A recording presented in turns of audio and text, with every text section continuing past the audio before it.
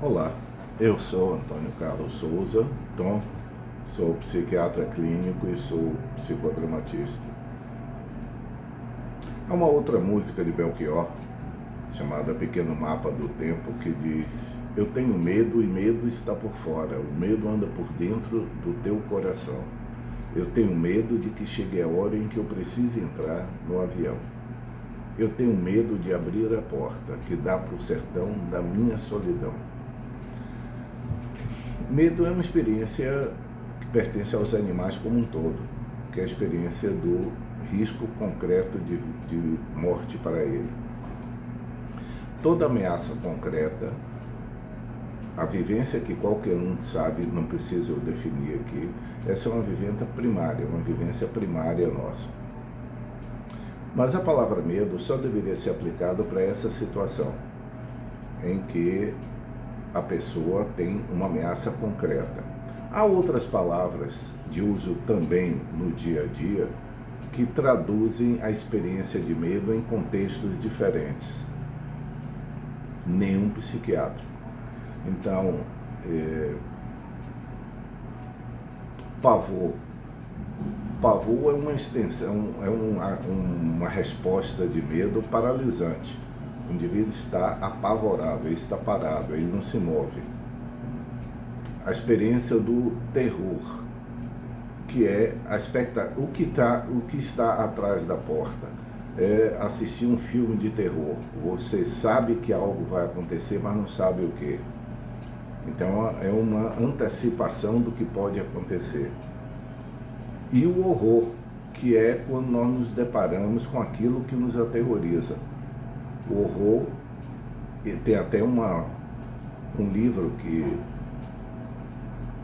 eu recomendo as pessoas que têm interesse em literatura lerem, de Joseph Conrad, chamado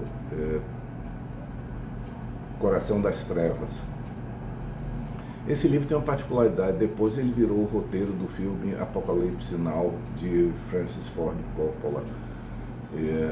E quem fez o papel dessa pessoa, o Coronel Kurtz, foi Marlon Brando.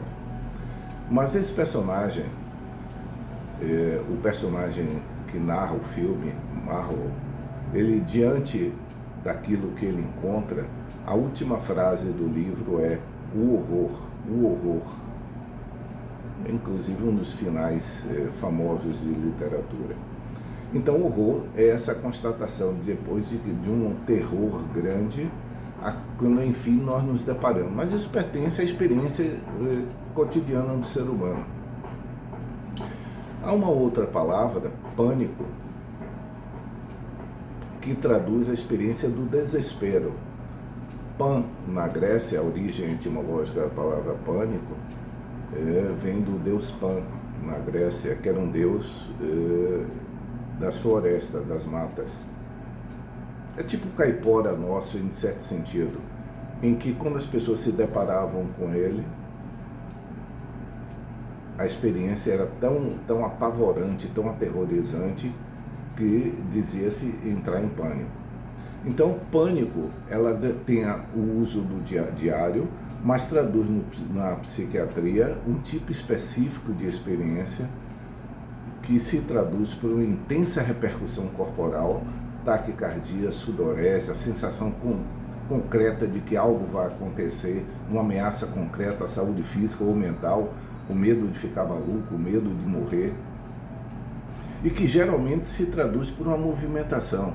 Enquanto que o pavor é paralisante, o pânico se traduz sempre por uma atitude de correr, de sair daquilo, de buscar ajuda. Isso pode acontecer diante de uma ameaça concreta, mas pode acontecer como uma forma súbita, sem nenhuma ameaça concreta para a pessoa ter essa experiência que é aterrorizante, apavorante, qualquer que seja a palavra que a gente diga, que é uma crise de pânico, que é subitamente, sem nenhuma precipitador, a pessoa desencadeia em si uma sensação de sudorese, taquicardia, sudorese é suor excessivo, taquicardia, tremor, ofegante, dificuldade respiratória, isso de uma intensidade máxima que traduz para a pessoa a sensação de que ela está para morrer ou vai perder o controle mental. Quando isso acontece mais de uma vez, isso se traduz por um transtorno de pânico. Mas essa experiência do pânico também pode ser desencadeada por outras situações, como, por exemplo, algumas situações clínicas podem fazer com que o corpo reaja, tenha essa ação tão violenta que a sensação que a pessoa passa a ter é clínica no sentido físico. E no sentido mental, pessoas que estejam vivenciando uma situação fóbica, e aí entra mais uma palavra que se refere a medo, mas aqui com um sentido muito específico. Então eu vou deixar no alto um pouco essa questão do pânico, que é especificamente psiquiátrica, no sentido psiquiátrico, e voltar para outra palavra. Em grego, nós temos essa palavra que significa medo, que é phobos, que deu fobia em grego, em português. A fobia é uma situação que é similar ao medo, só que a própria pessoa percebe que o elemento desencadeador não é, racionalmente falando, não é ameaçador.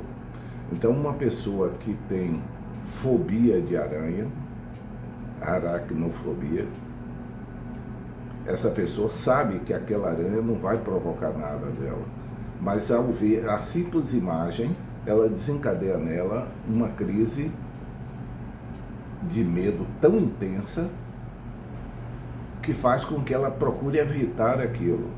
Então, o medo fóbico, se nós pudermos fazer essa redundância, a fobia é uma sensação similar ao medo, mas em que o desencadeante, pela própria pessoa, não é reconhecido como não é uma ameaça suficiente. É muito difícil, diferente, uma pessoa tomar uma carreira de um Doberman, de um Mastim, de um Pitbull sem coleira, que é um medo, ele tem uma ameaça concreta, do que se ele ver a imagem de um cachorro e desencadear essa mesma reação. Isso é uma reação fóbica.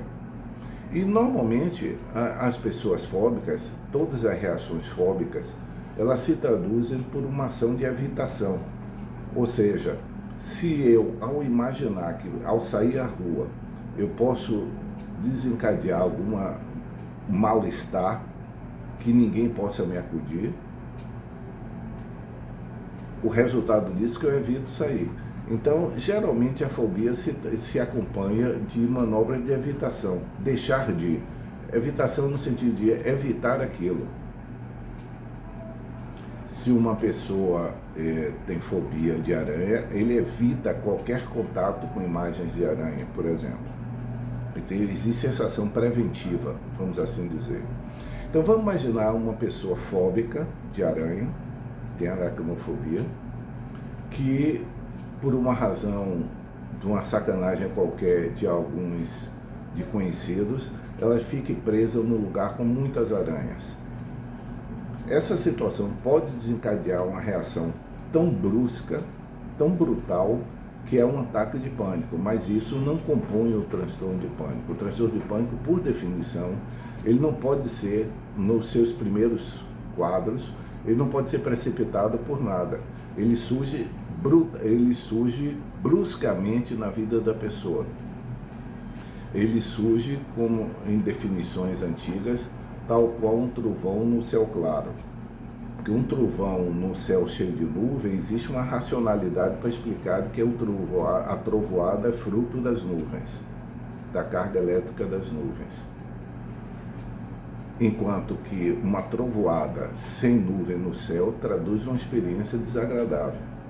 Em suma, existe o medo como uma experiência subjetiva de ameaça concreta, existe a fobia, que é a experiência de medo diante de um objeto que não tem condições de ameaçar a pessoa, mas a pessoa sente como ameaça, e muitas vezes a pessoa reconhece que aquela ameaça não é concreta, mas não consegue evitar a sensação, e o que ela evita é qualquer coisa que provoque. Então, essas situações são de medo. Refere-se a uma situação global de medo.